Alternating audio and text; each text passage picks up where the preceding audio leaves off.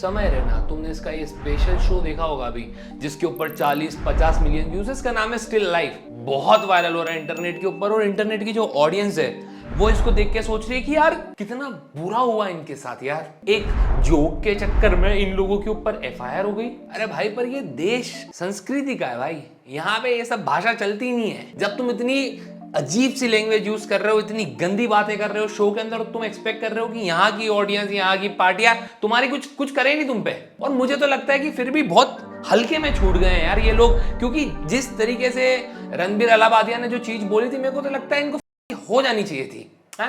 मतलब एक तरफ समय बोल रहा है कि उसके शो के अंदर वो ग्वालियर के रैपर ने रेबल किड को कुछ बोला था, तो रेबल किड ने बोला था कि निकलने के बाद देखी भी है। इस चीज को समय डिफेंड करता है और बोलता है कि भाई ये तो वुमेन एम्पावरमेंट है। अच्छा भाई समय, जब आप इसके शो पे गए थे और आपने कुशा कपिला के ऊपर जब जोक बनाए थे, जो जोक सारे के सारे सेंसर्ड हो गए थे, तब जब जनता उसके बारे में वो प्रेडिक्शन लगा रही थी, गंदी गंदी बातें लिख रही थी, तब कहाँ गया था भाई आपका ये जो वुमन को सपोर्ट करना है? दो आंसू क्या तुम लोगों को दिखाया उसने?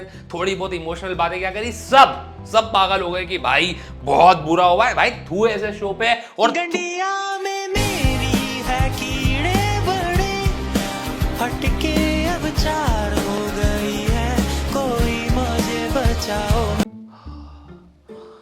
अबे यार, मैनेजर क्या सही टाइम पे कॉल किया है? इतना गंदा ड्रीम देख रहा था अभी। ये जो इन्फ्लुएंसर लोगों की, हम लोगों की आदत होती है कि भाई ऑडियंस को रेज बेट करना है, व्यूज के लिए कुछ भी बोल देते हैं एक्स्ट्रा।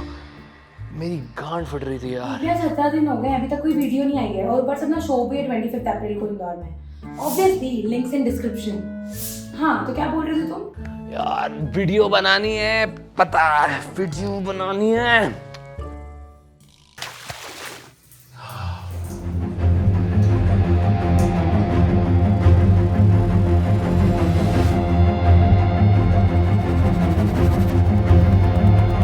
भारत में तो सभी प्यार करते हैं। भारत में तो पहले भी प्यार हुआ है। जब राधा किशन ने प्यार किया था, तो राधा ने ये थोड़ी पूछा था कि ये कान्हा तो हिंदू है कि मुसलमान।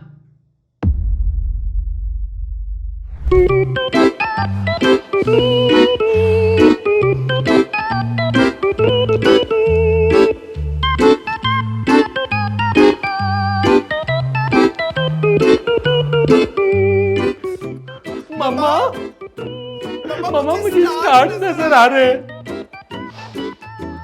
जैसे ही रिश्तेदारों को ये पता चला कि मैंने पराठा ले लिए, मुझे और मम्मी को तो जैसे नजर लग गई है।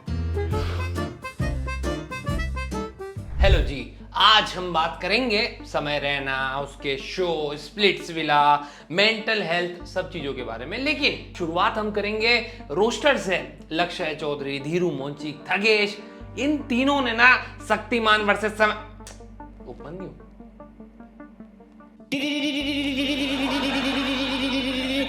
इन सभी लोगों के मिलियंस में सब्सक्राइबर्स। एक 40 साल का बुड्ढा बेचारा रिलेवेंट होने के लिए अभी क्या ट्रेंड चल रहा है, समय चल रहा है, तो उसके ऊपर कुछ बातें बोल दी और यही करते हैं। तुम लोग सोचो यार, ये एक टाइम पे एक्टर रह चुके हैं, ठीक है, बट अब नहीं है इनके पास काम, अब नहीं है ये रिलेवेंट। तो ये क्या करते हैं कि भाई कुछ ट्रेंडिंग चल रहा है, क्योंकि मीडिया इनके पास आती है, तो कुछ भी चटपटा बोल दिया। क्यों? क्योंकि मीडिया इनका इंटरव्यू लेगी, उसकी भी टीआरपी बढ़ेगी, इनको भी थोड़ा सा रिलेवेंसी मिल जाएगी। लेकिन ये सुनील पाल, ये शक्तिमान क्या कर रहे थे? यही कर रहे थे ना। लेकिन हमारे रोस्टर्स, जिनके ऑलरेडी इतने मिलियंस में सब्सक्राइबर्स है भाई, रिलेवेंट है, कोई शो बना रहा है, कोई क्या कर रहा है, कोई वाइन्स भी बना, लेकिन नहीं, उस बुड्ढे को नहीं छोड़ रहे। और मेरे को प्रॉब्लम इसलिए हो रही है क्योंकि यार तुम लोगों ने साला शक्तिमान का इंटरव्यू आया, सबकी वीडियो आ गई, मुझ जैसे गरीब, छोटे और लेजी यूट्यूबर के लिए तुमने टॉपिक भी नहीं छोड़ा। तुम मर क्यों ना जावे?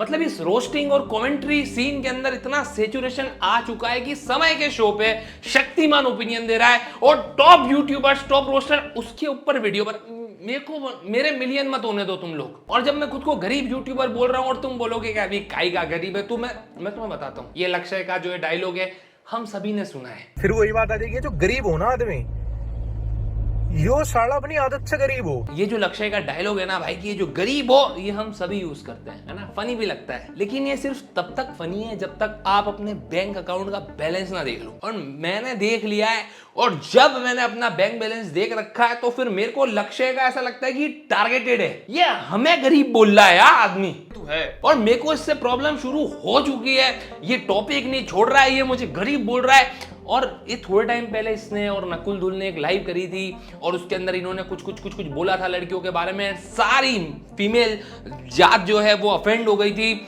और फिर कुछ क्रिएटर्स ने इनको रोस्ट करा था रील्स पे। मेरी क्रश है और मैंने देखा कि उसने रिपोस्ट में ना वो वीडियो डाल रखी थी, मतलब वो लक्ष्य चौधरी के उस ओपिनियन से खुश नहीं थी। तो dear crush, if you are watching this video, I promise I hate Lakshya Chaudhary to. मैं बता रहा हूं, मैंने अपने कॉन्टेक्स्ट यूज करे दोस्तों, ये लक्ष्य चौधरी अरेस्ट करवा दिया।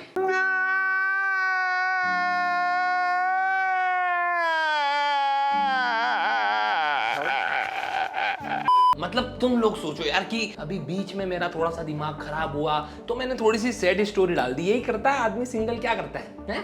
तो मेरे को इस तरीके का एक रिप्लाई आया और मैं बहुत खुश हो गया है पढ़ के कि यार एटलीस्ट मेरी ऑडियंस मुझे समझती है ना। जो लोग इस चैनल को लंबे टाइम से फॉलो कर रहे हैं, तुम्हें पता है कि मैं बहुत टाइम लेता हूँ किसी टॉपिक पे बात करने के लिए, क्योंकि मेरे को उसके अंदर बहुत कुछ अलग अपना ओपिनियन भी देना होता है, मैं कुछ अलग बातें करता हूँ। लेकिन ये लोग दूसरे दिन वीडियो लेके आ जाते हैं कि ये लो खाओ, ये रहा कंटेंट, खाओ। अरे यार क्या करेगा एक आदमी? मैं टॉपिक पूछ रहा हूँ ऑडियंस से कि भाई मैं क्या बनाऊं, और मुझे इतनी सारे लड़के और स्पेशली लड़कियां कह रही है स्प्लिट्स विला पे रोस्ट कर देती। इस बार पता नहीं क्या है, स्प्लिट्स विला का इतना क्रेज बढ़ गया है, हर रील आ रही है मेरी फीड पे, मैं देखता भी नहीं। और मैं जो जनता मेरे को कह रही है स्प्लिट्स विला पे रोस्ट कर दो, क्या हमसे हमारे रिलेशनशिप नहीं संभल रहे हैं? तुम्हारा बंदा तुम पे चीट कर रहा है क्यूटीज, तुम्हें समझ नहीं आ रहा है कि किसके साथ हूं मैं क्या चाहती हूं, मुझे नहीं पता, मैं कॉलेज जाऊं, इसके आरआर सुनूं, मैं ये एग्जाम के पहले ही मेरे से लड़ क्यों रहा है?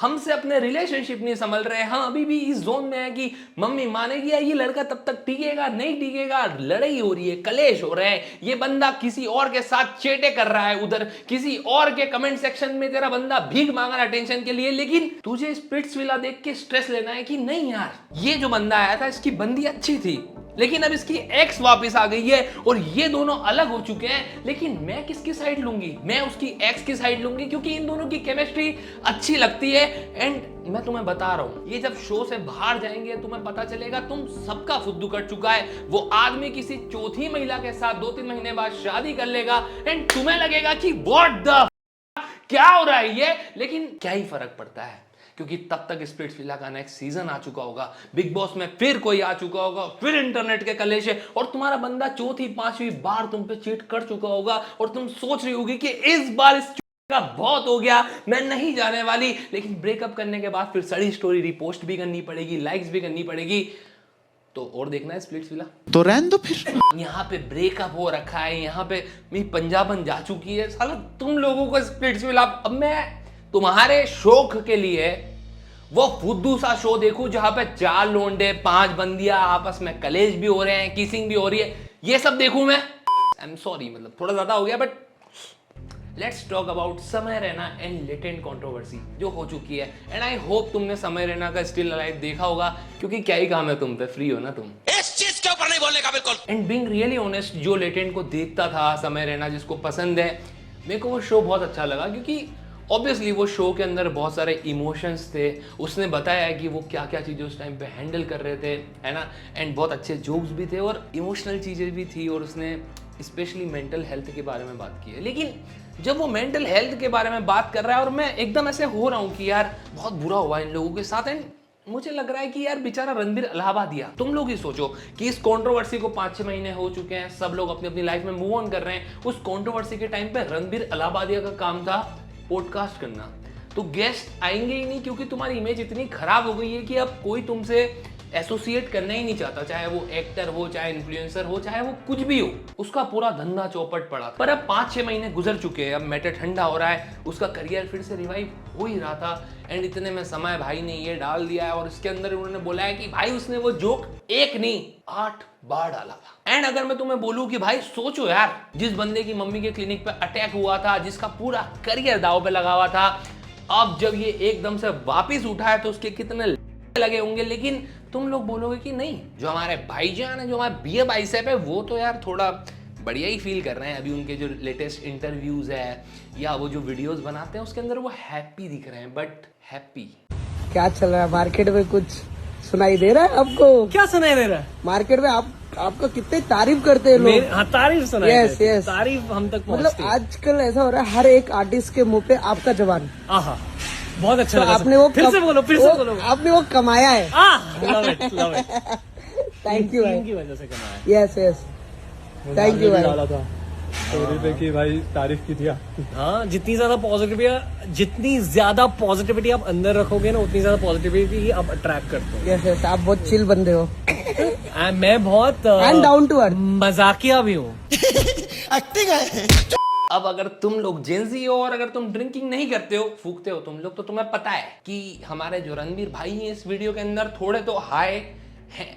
पर मैं ऐसे सोचता हूं ना कि जब आदमी के लग जाते हैं, ठीक है, तो वो थोड़ा ओवर ही एक्साइटमेंट दिखाने लग जाता है। वो अपनी सैडनेस को छुपाने के लिए एक्स्ट्रा ही फनी होने की कोशिश कर देता है। जैसे कि बैक टू द पॉइंट, मेरे को ऐसा लगता है कि रणबीर इलाहाबादिया को अभी भी बहुत लोग ट्रोल कर रहे हैं। हालांकि उसने जो चीज़ बोली थी उसके हिसाब से ट्रोल होना चाहिए था, लेकिन ऑनेस्टली जब मैं उसके कुछ रिसेंट इंटरव्यूज देख रहा हूँ, मुझे लग नहीं रहा है कि वो ठीक है। क्योंकि उसने एक पॉडकास्ट में बोला था कि उसका ब्रेकअप हुआ, उसके बाद ये सब हुआ, उसकी फैमिली भी इन्वॉल्व हो गई। एक सड़ी चीज़ पता है मेरे को क्या लगा वो शो देख के, जब समय ने बोला कि भाई उसके पेरेंट्स तक बात पहुंच गई है, उसकी मम्मी रो रही थी, हालांकि उसके पापा उसको मीम भेज रहे थे, लेकिन वी नो कि स्ट्रेस होगा जब आपके बेटे को और आपकी फैमिली को कोई मारने की धमकी दे रहा है। Same goes with Ranbir Allahbadia, उसकी मम्मी के क्लिनिक पे कुछ लोग पहुंच गए थे, गुंडे पहुंच गए थे और उनको भागना पड़ा था वहाँ से। रेबल किड को थ्रेट्स आ रहे थे और ये चीज़ पे मैंने पूरी वीडियो बनाई है। एंड अगर तुमने ये वीडियो देखी है तो तुम्हें पता होगा इनकी हालत के बारे में। ऐसे बताते बताते मैं इमोशनल हो गया था उस वीडियो की लास्ट में। यहाँ पे कवि कहना ये चाहता है कि भाई अगर तुमने एक शो किया है या तुमने कुछ भी किया है, उसकी वजह से तुम्हारे पेरेंट्स के ऊपर बात आ रही है, एंड इन सबके पेरेंट्स 60s या 70s में है, 50s में है, तो एक डर रहता है ना कि इतना स्ट्रेस लेके अगर किसी को भी हार्ट अटैक वगैरह आ जाता, एंड इवन नहीं भी आया, लेकिन बच्चों को लगता है ना कि इतना स्ट्रेस ले रहे हैं घर वाले, अगर कुछ हो जाता तो वो जो बोझ जिंदगी भर सर पे लेके घूमते कि हमारी एक गलती के चक्कर में इतना बड़ा परमानेंट लॉस हो गया हमें। और अब इस चीज को ना बहुत लंबा टाइम हो गया है, तो एक बार मैं चाहता हूं कि तुम लोग फिर से सोचो कि इनके ऊपर 3 FIR हुई थी, पूरी मीडिया इनके ऊपर 15-20 दिन कुत्तों की तरह चढ़ी हुई थी TRP खाने के लिए कि इन्होंने ये किया है, वो किया है। बाबास टेलीविजन पे आके कह रहे थे कि इन लोगों को तो मार देना चाहिए, गोली मार देना चाहिए। इवन कई लोगों ने इन लोगों के सर पे मारने के लिए इनाम रखा था, करोड़ों का इनाम रख दिया था कि जो इसको मारेगा इसको हम पैसा देंगे, जो ये करेगा। इनके पुतले जला दिए थे। अभी नहीं छोड़ा जा रहा है। जुबान काटने वालों को 1 लाख रुपए का इनाम। माफी लायक शब्द है ही नहीं। माफ करना चाहिए। No never. अभी समय रैना के वीडियो पे 40-50 मिलियन व्यूज हो गए, लेकिन उस टाइम पे उसके खुद के बहुत सारे फैंस उसके खिलाफ हो गए थे। अब तुम लोगों ने इतना टाइम देके करियर बनाया है, तुम उसको ऐसे जाते हुए देख रहे हो। एंड सिर्फ ऐसे जाते हुए नहीं देख रहे हो, लोग तुम्हारे देश के जो कल तक तुम्हारे फैन थे, जो कल तक तुम्हारी वीडियो को देख के मजे ले रहे थे, वो अब तुम्हें मरता हुआ देखना चाहते हैं। तो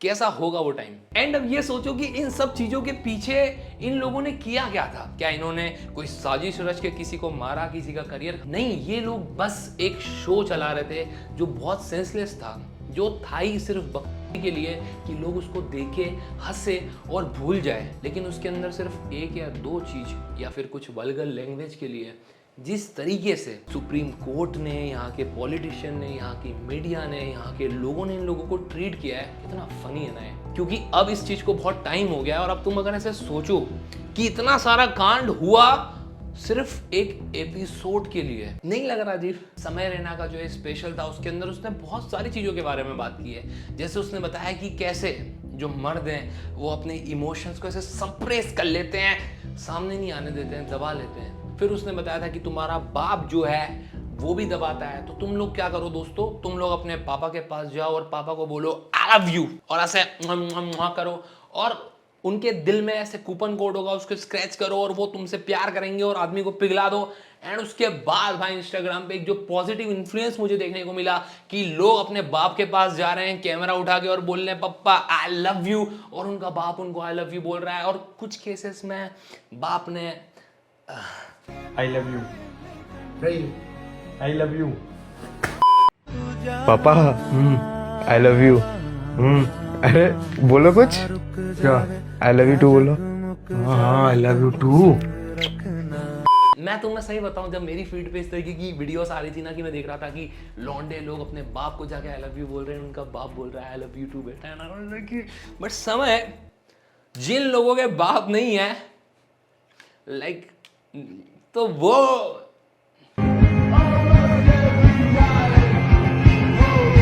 समय के शो में मेरे को एक चीज बहुत पसंद आई थी, जब समय बोलता है कि सब मीडिया वाले पूछ रहे हैं कि यार ये कॉमेडियंस कर क्या रहे हैं, कॉमेडियंस क्या कर रहे हैं। समय ने बोला था कि हम लोग सिर्फ लोगों को डिस्ट्रैक्ट कर रहे हैं, क्योंकि ये लोग कंटेंट डाल रहे हैं तो लोग शोज देख रहे हैं, लोग रील्स स्क्रॉल कर रहे हैं, लोग मीम बना के एक दूसरे को भेज रहे हैं, वो देख ही नहीं पा रहे कि इन रियल लाइफ बाहर इस कॉमेडी जॉनर के क्या हो रहा है। जिस एग्जाम की तुम प्रिपरेशन कर रहे हो और तुम कोचिंग कर रहे हो, उस एग्जाम में कितने साल से कंटिन्यूसली घोटाले हुए जा रहे हैं। तुम्हारे शहर की इतनी बड़ी बड़ी न्यूज़, तुम्हारे सीएम की, तुम्हारे पीएम की, बहुत सारी चीज़ें, देश में क्या कांड हो रहे हैं हमें पता ही नहीं है, क्योंकि हम लोग बिजी हैं मीम्स भेजने में, कंटेंट देखने में, हम शायद खुद को डिस्ट्रैक्ट कर रहे हैं। और ये सही भी है, क्योंकि यार कब तक तुम अपने रियल लाइफ की चीज़ों को लेके कि यार एग्जाम नहीं निकल रही है, थर्ड अटेम्प्ट या जो भी है कि बंदी छोड़, हम खुद को डिस्ट्रैक्ट कर रहे हैं। समय ने बोला था सेम तरीके से डिस्ट्रैक्ट कर रहे हैं जैसे मीडिया कर रही है। देश के नौजवानों को बिगाड़ रहे हैं, ये मीडिया का पूरा नैरेटिव था।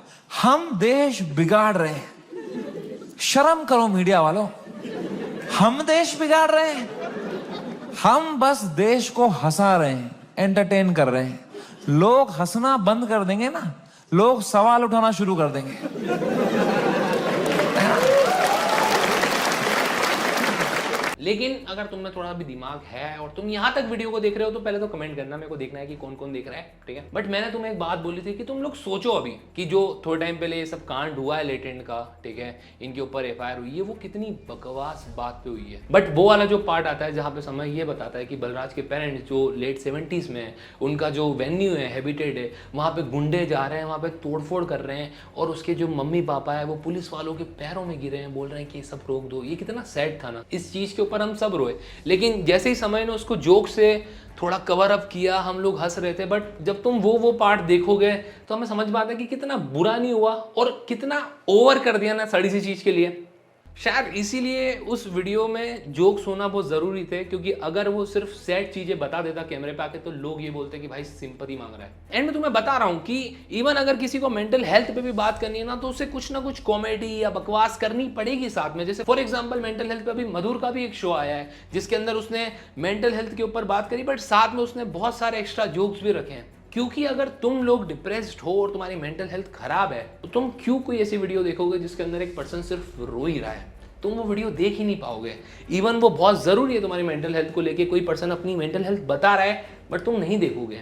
सैड चीज़ ये है कि हम सभी सैड हैं अभी, हम सभी को किसी ना किसी चीज़ का स्ट्रेस है, बस कोई अच्छी एक्टिंग कर ले रहा है, छुपा ले रहा है। और पता है मेरे को क्या लगता है कि फॉर एग्जाम्पल अगर किसी पर्सन को एंग्जाइटी अटैक आ रहा है या बहुत ज़्यादा स्ट्रेस्ड है और उसको कोई पर्सन बात करने के लिए चाहिए, उसके पास नहीं है, बट हम ऐसे बोलते हैं ना कि भाई मेरे को कॉल कर लिया कर, बट क्या हम एक्चुअली सुनना चाहते हैं? क्योंकि ये वीडियो को लाखों लोग देखेंगे, मुझे नहीं पता हर किसी के बारे में, लेकिन हम लोगों के पास, ज़्यादातर लोगों के पास, आई गेस मैं जिस एज पे हूँ 25 पे, हम लोगों के पास वो दोस्त ही नहीं बचे हैं जिसके आगे मैं आके बोलूँ कि भाई अभी ये हो रहा है और मेरे हाथ दूज रहे हैं और मुझे तेरे को कुछ बताना है। फॉर एग्जाम्पल मेरी कोई फ्रेंड है जिसका PTSD ट्रिगर हुआ है एंड उसको समझ नहीं आ रही है, उसको ऐसा बहुत बुरा लग रहा है, खा रहा है उसको कुछ अंदर से, और वो मेरे को कॉल भी लगा रही है और मेरे को सब बता रही है। आई डोंट नो भाई क्या बोलूँ मैं उसको।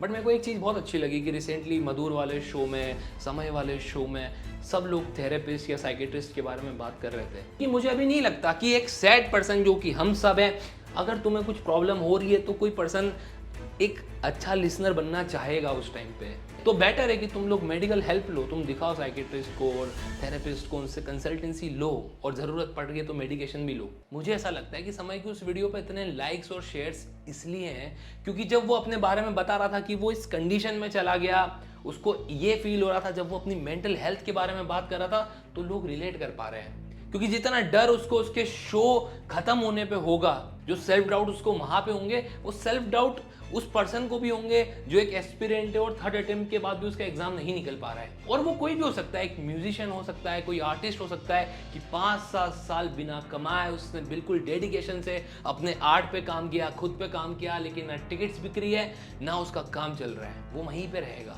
हो सकता है कि किसी लड़की के साथ बहुत गंदा कुछ हो और वो उसको खाया जा रहा है, वो भी वहीं पे होगी। पेरेंट्स की फाइट, घर वालों की फाइट, बाहर किसी से लड़ाई हो गई, कोई पॉलिटिशियन पीछे चल गया, जॉब से निकल गए, बहुत सारी चीजें हो सकती है। मैं इस वीडियो की स्टार्टिंग में रेंट कर रहा था कि भाई क्या स्प्लिट्स विला देखती रहती है यार, खुद का नहीं देख रहा है, ये वो, कोई बिग बॉस देख रहा है, कोई क्या देख रहा है, यूट्यूबर्स मैं जो शक्तिमान वर्सेस समय रहना बना दे रहे हैं, उस पर भी व्यूज आ जा रहे हैं। मेरे को लगता है कि हम सभी लोग खुद को बस डिस्ट्रैक्ट कर रहे हैं, क्योंकि जैसे ही आप फ्री हो गए, आप फोन रखोगे, एक ओवर थिंकिंग वापस यहीं पे शुरू हो जाती है, वही बात अंदर से खाती है। मेरे को लगता है बस यही रीजन है कि फोन उठाया, रीलें स्क्रॉल कर दी, शो देख लिया, नेटफ्लिक्स ऑन कर लिया, मुठ मार दी। मोरल ऑफ द स्टोरी, समय रैना की वीडियो बहुत ही अच्छी थी और हम सभी लोगों ने रिलेट भी किया। हम सभी लोग उसके लेटेंट देखने के बाद खुश थे जब वो शो बंद हो गया और उसके बाद इन सबके साथ क्या क्या हुआ, इसलिए हम इन्वॉल्व है पर्सनली भी कि हमें जानना था कि भाई क्या हुआ इन लोगों के साथ, और हम सिंपैथाइज कर रहे हैं। और पता है यहाँ से हमें बहुत कुछ सीखने को भी मिलता है कि इवन इनके साथ बहुत गंदा हुआ एक सड़ी सी चीज़ पे, बट एक सड़ी सी चीज़ को अगर तुम इग्नोर नहीं करोगे तो वो बहुत बड़ा कांड कर सकती है। एंड अगर वो कांड हो गया ना यार, बहुत बार हमारे हाथ में नहीं होता है एंड चीज़ें बिगड़ गई ना, बट अभी तुम देखो यार, उन सब चीज़ों के बाद इन लोगों के पास और ज़्यादा फेस वैल्यू है। अब अगर लेटेंट शो वापस आता है तो अगर पिछली बार उसके ऊपर 40 मिलियन व्यूज़ थे, आई एम श्योर इस बार 80 मिलियन होंगे। आई नो कि रणवीर अलाहाबादी के पास कुछ टाइम तक काम नहीं था, लेकिन अब उसका और बढ़िया ही चलेगा। रेबल किड और ज़्यादा फेमस हो गई है। तो बेस्ट चीज़ ये है कि अगर तुम लोग अपने वर्स्ट पे भी हो तो गिव अप करने की जगह जस्ट ये देखो कि यार चीज़ें वर्कआउट हो जाती है, टाइम लगता है, कमबैक लगता है, स्टोरी लगती है, ठीक है यार। आई होप तुम लोग कर ही लोगे। बाकी वीडियो यहीं तक है, पर जाने के पहले सिर्फ 2 चीज़ें जो मैं चाहता हूँ तुम सुन के जाओ। पहली, सब्सक्राइब कर दो। दूसरी कि मैं ये रोस्टिंग और कमेंट्री को छोड़ के अपना आर्ट पैशन फॉलो करना चाहता हूँ, जो है स्टोरी टेलिंग और सॉन्ग्स, और अब मैं लाइव शोज़ करना स्टार्ट कर चुका हूँ। तो डिस्क्रिप्शन में मैंने लिंक दी है एक गूगल फॉर्म की, तो तुम जहाँ से भी हो, दिल्ली, नोएडा, गुड़गांव, मुंबई, तो मैं चाहता हूँ कि तुम वो फॉर्म भरो ताकि मेरे को पता रहे कि यहाँ से मेरी जनता है। एंड जब मैं शो करूँ तो मैं तुम्हें डायरेक्ट इन्विटेशन भेज दूँ। तो अभी ये नया है मेरे लिए, बट शो अच्छा होगा। तो पहला शो अभी इंदौर में 25 तारीख को, तो जो भी लोग इंदौर के हैं प्लीज़ फिल द फॉर्म, आ जाओ। मैं छोटे छोटे शो करूँगा तो मैं तुम्हें 2-3 बार में बुला लूँगा, ठीक है। बाकी टेक केयर, ध्यान रखो खुद का, और आई होप कि मैं अगली वीडियो जल्दी बना दूँ, बट बाय।